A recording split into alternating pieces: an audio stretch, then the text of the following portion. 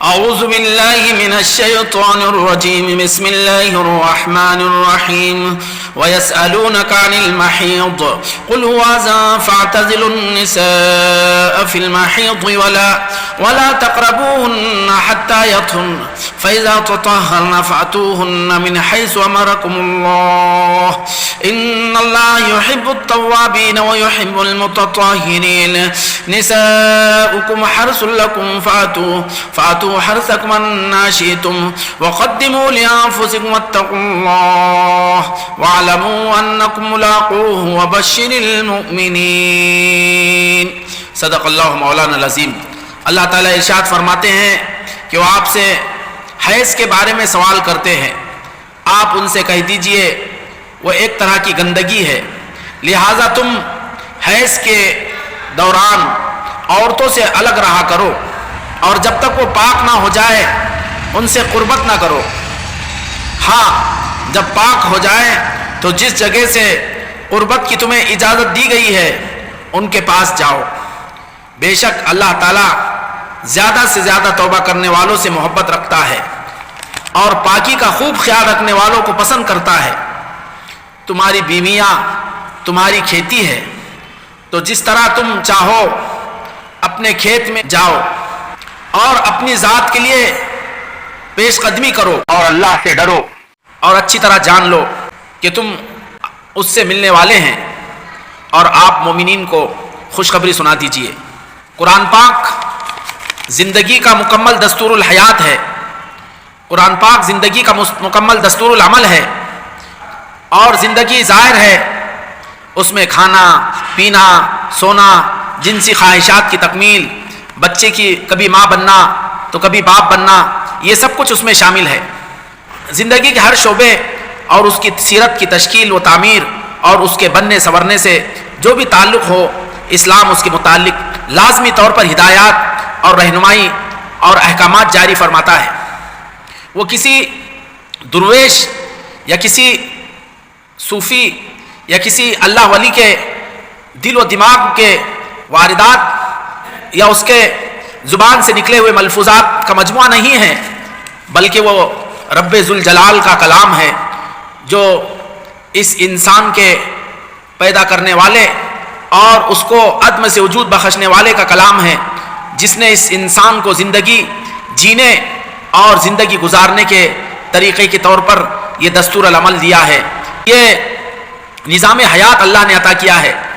قرآن پاک میں اللہ فرماتے الا یعلم من خلق وهو اللطیف الخبیر، کیا وہ ذات جس نے پیدا کی، کیا وہ ذات انسان کی باریکیوں کو نہیں جان سکتی؟ وهو اللطیف الخبیر، وہی باریک بھی ہے اور وہ باخبر ہے. تو اس خالق اور مالک اور اس رب ذوالجلال کا یہ کلام انسان کے لیے دستور العمل اور انسان کے لیے نظام حیات ہے. لہذا معاشیات، معاشرت، اخلاقیات، قانون، غرض، انفرادی اور اجتماعی زندگی کے ہر شعبے کے ضروری احکامات کا اس میں تذکرہ یہ انتہائی ناگزیر اور ضروری ہے. خدا خواستہ اگر ایسا نہ ہوتا تو اس ہدایت نامے کی جامعیت اور کاملیت پر حرف آ جاتا، یعنی اس پر یہ اعتراض ہوتا کہ یہ انسان کی زندگی کے لیے دستور الحیات تو قرار پایا ہے اور اس میں انسان کی زندگی کی مکمل طور پر رہنمائی نہیں ہے، یہ اس پر حرف آتا اور یہ اس پر ایک اعتراض ہوتا. چنانچہ اس میں انسان کی زندگی سے متعلق نہ صرف عبادات، نہ صرف معاملات، نہ صرف اخلاقیات، نہ صرف معاشرت، بلکہ اس سے بھی باریک انسان کے جذبات اور اس کی خواہشات کے پورا کرنے کے طریقے اللہ تعالیٰ نے اس میں بتلائے ہیں. تو چنانچہ حیض و نفاس جس سے ایک عورت گزرتی ہے اس کے احکامات بھی اس قرآن پاک بیان فرمائے ہیں. انسان عورت کو پیش آنے والے عوارضات میں اس کا پیش آنے والا ایک عارضہ حیض و نفاس کی شکل میں ہوتا ہے کہ جس میں وہ مخصوص طرح کی گندگی سے دوچار ہوتی ہے. ہر خاتون اس عارضے میں مبتلا ہوتی ہے. چنانچہ اس سلسلے میں اللہ تعالیٰ نے قرآن پاک میں بھی اس کا تذکرہ فرمایا ہے اور احادیث نبویہ میں بھی اس کی تفصیل آئی ہے، اور پھر فقہاء کرام نے اس کی تشریحات بڑی طویل فرمائی اور اس کے مسائل بہت تفصیل سے بیان فرمائے ہیں. قرآن پاک میں اللہ تعالیٰ نے صحابہ کرام کے قولی یا حالی سوال کا تذکرہ فرمایا کہ وَيَسْأَلُونَكَ عَنِ الْمَحِيضِ کہ وہ آپ سے حیض کے بارے میں سوال کرتے ہیں. اللہ تعالیٰ نے مختصر فرمایا قُلْ هُوَ أَذًى کہہ دو کہ وہ ایک گندگی ہے. فَاعْتَزِلُوا النِّسَاءَ فِي الْمَحِيضِ لہٰذا تم دوران حیض ایام حیض میں عورتوں سے الگ تھلگ رہو حتیٰ یطہرن جب تک وہ پاک نہ ہو جائے. پھر کہا کہ فَإِذَا تَطَهَّرْنَ فَأْتُوهُنَّ مِنْ حَيْثُ أَمَرَكُمُ اللَّهُ اور پھر فرمایا کہ جب وہ اپنی حیض سے اچھی طرح پاک ہو جائے کہ فَأْتُوهُنَّ مِنْ حَيْثُ أَمَرَكُمُ اللَّهُ کہ اللہ تعالیٰ نے جس طرح اور جس مقام پر ان سے ہم بستری کرنے کی اجازت دی اس طرح کہا کہ ان کے پاس آؤ. پھر آگے فرمایا ان اللہ یحب التوابین ویحب المتطہرین اللہ کی طرف رجوع کرنے والوں سے بھی محبت فرماتے ہیں. اللہ تعالیٰ پاکی اور صفائی کا اور صاف ستھرائی کا خیال رکھنے والوں سے اللہ محبت فرماتے ہیں. جب اسلام آیا تو اس وقت دو طرح کی قوموں سے اسلام کو سابقہ ہوا. ایک طرف یہودی تھے کہ جو دوران حیض عورتوں سے کلی طور پر کنارہ کشی اختیار کر لیتے, نہ ان کے ساتھ کھاتے نہ پیتے اور نہ ان کو اپنے ساتھ گھر میں رہنے کی اجازت دیتے, بلکہ وہ کلی طور پر عورتوں کو ایک طرف کر دیتے. جیسے ہی عورت اس عارضے کا شکار ہوئی اور جیسے اس عارضے میں مبتلا ہوئی عورت کو کلی طور پر الگ تھلگ کر دیتے. اس کا کھانا الگ, اس کا پینا الگ, اس کا اوڑھنا بچھونا الگ, بلکہ اس کا گھر الگ کر دیتے.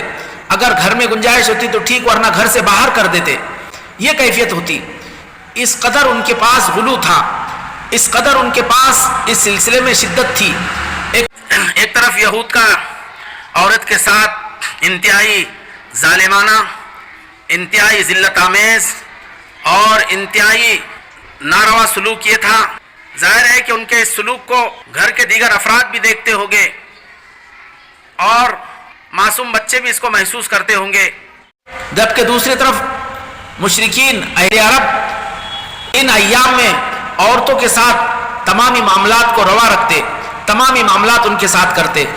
نہ صرف کھانا پینا اور رہنا, بلکہ ان کے ساتھ مجامعات اور ان کے ساتھ ہم بستری میں بھی وہ ملوث ہوتے اور اس گندگی کے دوران بھی ان سے اجتناب نہیں کرتے. یہ افراط اور تفریط اس وقت عرب میں پایا جاتا تھا اور اسلام کا اس سے سابقہ ہوا. چنانچہ جب اسلام آیا تو حضرات صحابہ نے اور ایمان والوں نے اس سلسلے میں آپ صلی اللہ علیہ وسلم کے سامنے مسئلہ رکھا تو اس پر اللہ تعالیٰ نے اعتدال پر مبنی نظام اللہ تعالیٰ نے دیا. ایسا معتدل, ایسا انصاف پر مبنی, اس قدر فطرت پسندی اور ساتھ نظافت اور صفائی کا جس میں خیال رکھا گیا کہ اس سے عمدہ اور اس سے بہتر نظام نہ انسانیت پیش کر سکتی, نہ انسانیت اس کی کہیں نظیر ڈھونڈ سکتی. ایک طرف اس میں عورت کی عزت و احترام اور اس کے شرف کو بھی ملحوظ رکھا گیا اور اس کی انسانیت کو داغدار یا اس کی انسانیت کو شرمسار نہیں کیا گیا, اور دوسری طرف اس کے اندر جو طبعی اور فطری نجاست اور گندگی ہے اس کو بھی مد نظر رکھا گیا. ایسا نظام اللہ تعالیٰ نے اسلام کی شکل میں اللہ نے عطا فرمایا. تو اللہ نے فرمایا کہ آپ سے وہ حیض کے بارے میں پوچھتے ہیں, آپ کہہ دو کہ وہ ایک گندی چیز ہے, لہٰذا ان سے الگ رہو.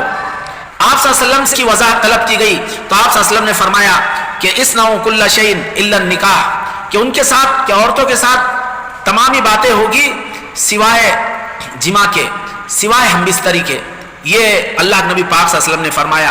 اور ایک طرف یہودیت جو اس پیریڈ میں عورت کو بالکل ایک نجس اور ناپاک شے سمجھتے, ان کے اس گناہ کو ختم کیا.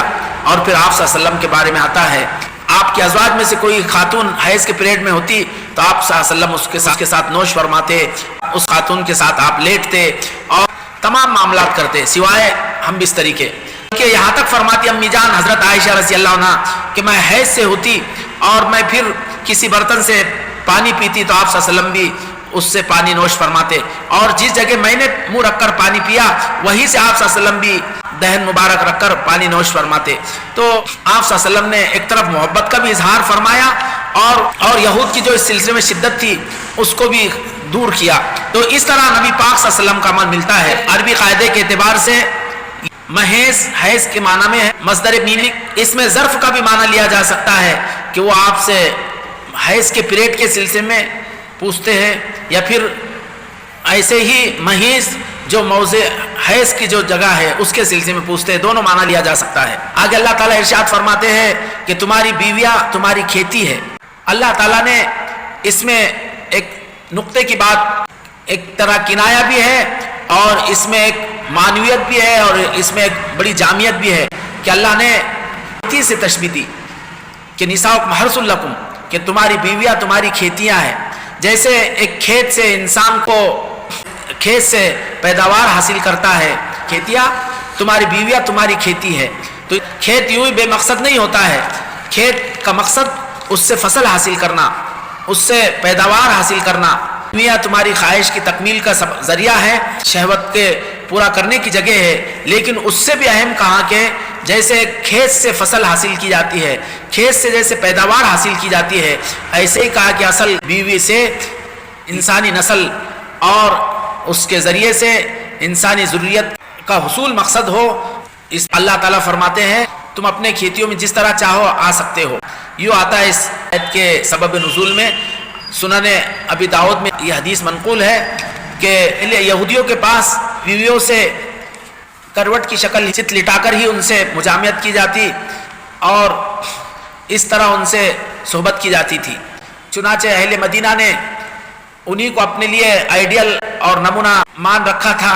ان کی علمی بالادستی کا اعتراف کرتے ہوئے بہت سارے مسائل میں انہی کے طور و طریقوں کو اپنی زندگی کا دستور بنا رکھا تھا۔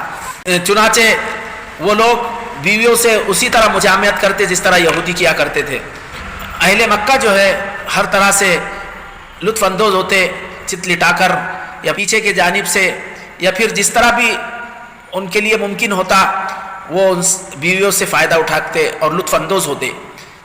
چنانچہ ہوا یہ کہ جب مہاجرین مدینہ منورہ آئے تو مہاجرین میں سے ایک صاحب نے مدینے کی ایک خاتون سے نکاح کیا اور پھر اپنے سابق طریقے کے مطابق اس سے صحبت کرنا چاہیے، تو اس نے اس پر نکیر کی، جبکہ وہ مہاجری اپنے سابقہ طریقے کے مطابق اس سے لطف اندوز ہونے پر مصر ہوئے۔ یہ معاملہ جب نبی پاک صلی اللہ علیہ وسلم کی خدمت میں آیا تو اس پر اللہ تعالیٰ نے آیت نازل فرمائی کہ نساؤکم حرث لکم آتوا حرثکم انا شئتم، کہ تم اپنی بیویوں سے جس طرح چاہو ان سے صحبت کر سکتے ہیں۔ پھر فرمایا کہ وقدموا لانفسکم، اللہ تعالیٰ نے فرمایا آگے بھیجو۔ یہ مفہوم لیا گیا چونکہ بیویوں سے لطف اندوز اور ان سے صحبت اور ان سے فائدہ اٹھانے کا تذکرہ ہے، تمہاری بیویاں تمہارے کھیت کی حیثیت رکھتی ہے اور تمہیں اس میں مکمل آزادی ہے کہ تم ان سے جس طرح چاہو لطف اندوز ہو سکتے ہو، جس طریقے سے بھی تم پسند کرو ان سے فائدہ اٹھا سکتے ہو۔ ساتھ ہی ساتھ یہ بھی یاد دلا دیا کہ وقدموا لانفسکم، دنیا کو اپنا مقصود اور دنیا ہی کے لطف اندوزی کو سب کچھ نہ سمجھ لو، بلکہ قدموا لانفسکم، کچھ اپنے لیے آگے بھی بھیج دو، یعنی آخرت کی بھی تیاری کرو اور اس کے لیے بھی اعمال کرو کہ دنیا ہی کو سب کچھ نہ سمجھ بیٹھو۔ اور پھر فرمایا کہ واتقوا اللہ، اللہ سے ڈر کر زندگی گزارو۔ ایک مفہوم یہ بتلایا گیا، جبکہ بعض مفسرین نے وقدموا لانفسکم میں یوں بھی کہا کہ وہ صحبت کا جو مقام ہے اور ان سے مجامعت کا جو مقام ہے وہ صرف اگلی سمت ہی ہے، اگلا حصہ ہے، اس لیے قرآن نے کہا کہ وقدموا لانفسکم، کہ اپنے آپ کو آگے کا پابند کرو نہ کہ پچھلی جانب۔ اور پھر فرمایا کہ واتقوا اللہ، اللہ سے ڈرو، یعنی ایسا نہ ہو خواہشات کی تکمیل اور اپنے لطف اندوزی کی خاطر جو اصل جگہ ہے اس کو چھوڑ کر کسی اور طرف تم گردش کرو۔ وَاعْلَمُوا أَنَّكُمْ مُلَاقُوهُ، پھر ایک بار تاکید فرما دی کہ یاد رکھو کہ تم کو اللہ سے آخر ملاقات کرنا ہے، اللہ کے دربار میں تم کو پہنچنا ہے۔